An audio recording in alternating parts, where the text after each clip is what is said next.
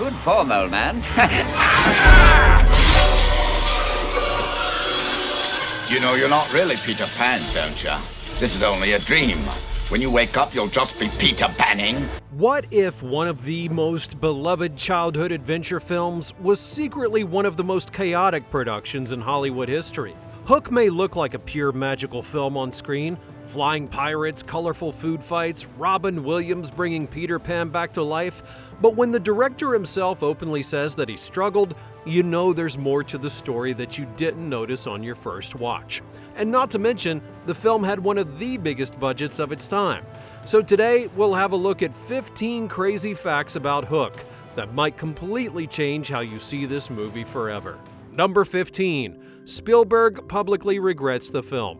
While fans may treasure the film as a childhood favorite, director Steven Spielberg openly admitted that he's not a fan. Despite its charm and magical storyline, Spielberg has confessed in interviews that Hook is one of those movies that he struggled with the most, even once admitting in an interview that he didn't like the movie, and that left the fans stunned. That's what got me nervous. I didn't want to disappoint anybody. I didn't want to disappoint the audiences, and tinkering with a renowned classic such as the original J.M. Barrie Peter Pan. And I didn't want to, disappoint the studios. During filming, Spielberg revealed he felt uncertain and out of his element, like a fish out of water. He relied heavily on elaborate production design and painted sets to cover his insecurities.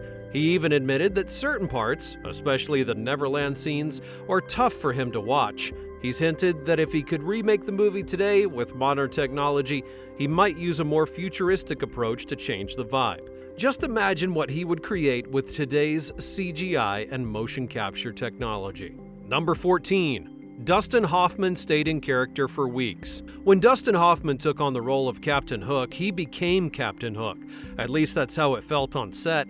At that time, Hoffman was already established as a critically acclaimed, versatile Hollywood icon, known for method acting in defining roles like Rain Man, Kramer vs. Kramer, and The Graduate. He was recognized as a 2-time Academy Award winner for Best Actor.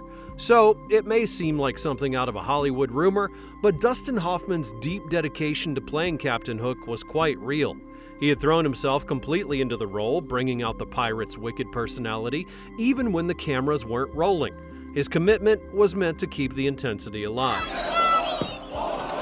Hello, children. Comfy, cozy. Those are my kids! Sometimes he would act grumpy or even argue with the actor who played Rufio in order to make their scenes feel more realistic.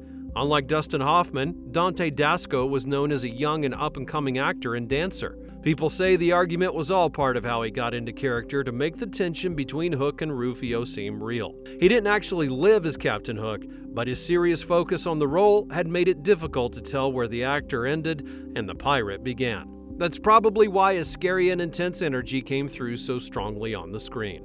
Oh yes, you'll see. He'll crow, he'll fight, he'll fly, and then he'll die. Number 13. The food fight scene was a technical nightmare. You won't believe how crazy the Neverland food fight scene was. Sure, it may look like a magical explosion of joy on screen, with pies flying, kids laughing, colors everywhere, but behind the cameras it was a massive disaster. And they poured $50,000 into just food and props alone. The crew had used so-called imaginary pies that were supposed to look magical and dreamy, but it became a total flop. So instead of whimsical treats, the pies look like sad brown blobs of mush.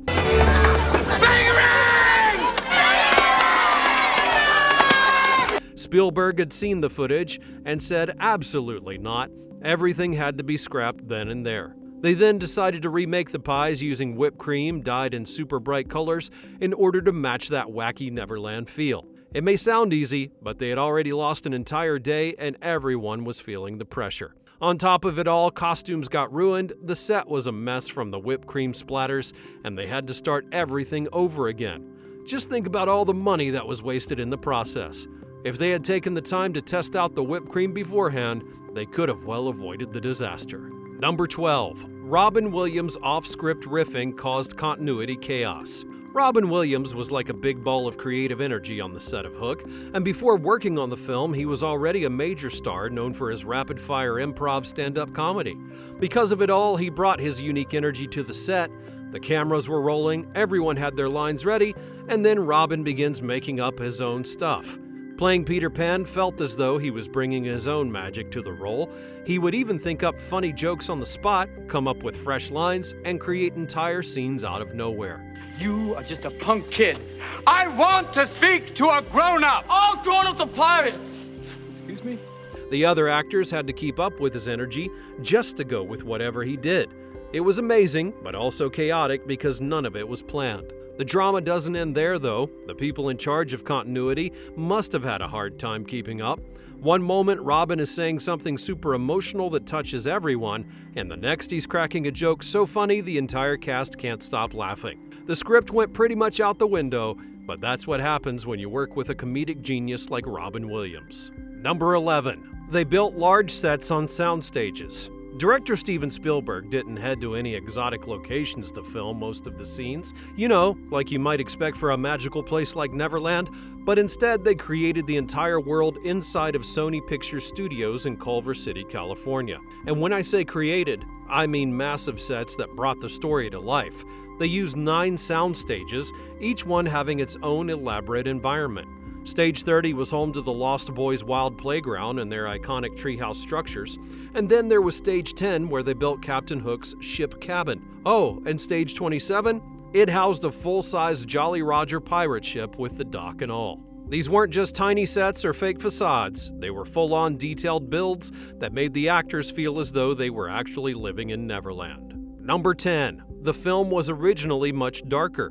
Before it turned into the colorful adventure that we all know today, the film had a much darker beginning. In the 1980s, when Spielberg first began working on the project, he imagined an entirely different version. The early take wasn't focused on broad fantasy or comedy, but instead dove deeper into Peter Pan's emotional struggles. Spielberg was working with Walt Disney Pictures and Paramount, aiming to craft a story closer to J.M. Barrie's original work and Disney's 1953 classic. But here's where it gets even crazier. There was a time when they thought about making Hook a musical, and Michael Jackson was considered to play Peter Pan. Spielberg was exploring ideas to blend the classic story with a new movie technique and include more serious themes.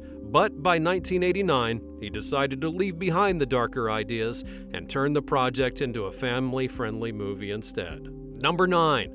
Hoffman and Spielberg fought over tone. You may be shocked to know that there was real tension between Steven Spielberg and Dustin Hoffman about how Captain Hook should be portrayed.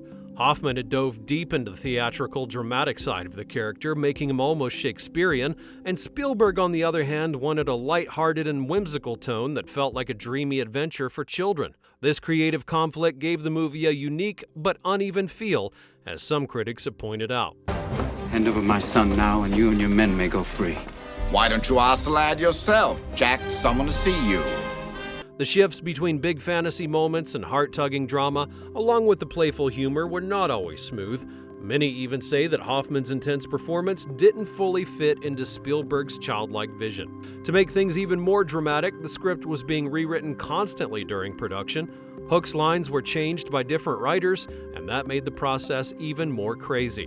It's almost like 2 different ideas for the movie were fighting each other during filming, and you can feel the tension in the final take. If there's one thing that both critics and audiences agree on, it's that the production of Hook was a chaotic mess.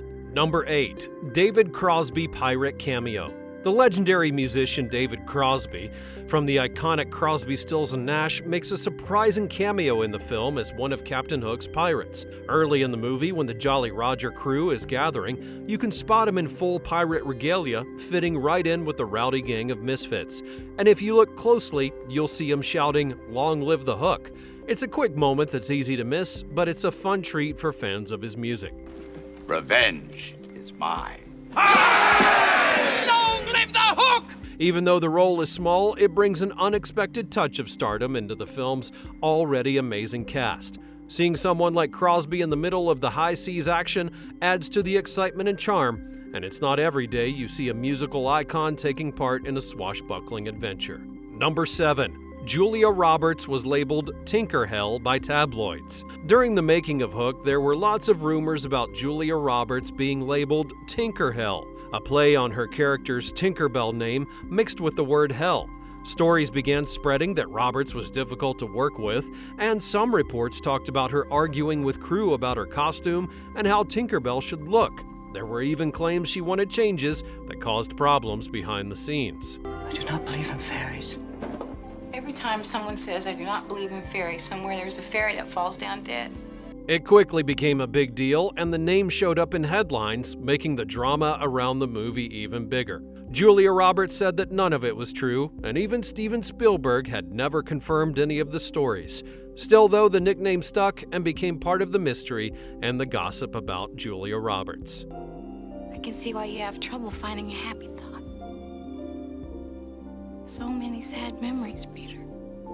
Number 6. Glenn Close pirate cameo. Although you may think you know every big name in Hook, there's one star who totally fooled everyone with her sneaky appearance. Glenn Close was in the movie, but she's so well disguised most people had no idea. She plays a dirty pirate named Gutless, one of Captain Hook's unlucky crew, and her character gets locked in the scary Boo Box, which is a wooden chest of scorpions. This happens as a punishment, and the scene is creepy and unforgettable, but Glenn Close acts it out perfectly. The boo box. The boo box. Yeah. On top of all that, she never took credit for the role. Decked out in the full costume with gnarly beard, she's literally unrecognizable. And it turns out she wasn't even supposed to be in the cast, but ended up doing it as a fun little nod while visiting the set. Years later, people are still uncovering this hidden cameo, and it's blowing their minds. Number 5. Gwyneth Paltrow cameo. Gwyneth Paltrow is in Hook. Long before she was winning Oscars and becoming a megastar, she had played young Wendy Darling. That's right, you know the younger version of Wendy, who Maggie Smith rocked as the older version? You can see her in the flashbacks when Peter Pan visits London, and it shows how Peter became close to Wendy's family. It's a touching and important part of the story, but the crazy thing is, most people had no idea it was Gwyneth Paltrow. It was one of her very first roles before she became a huge star in the 90s. Why are you crying?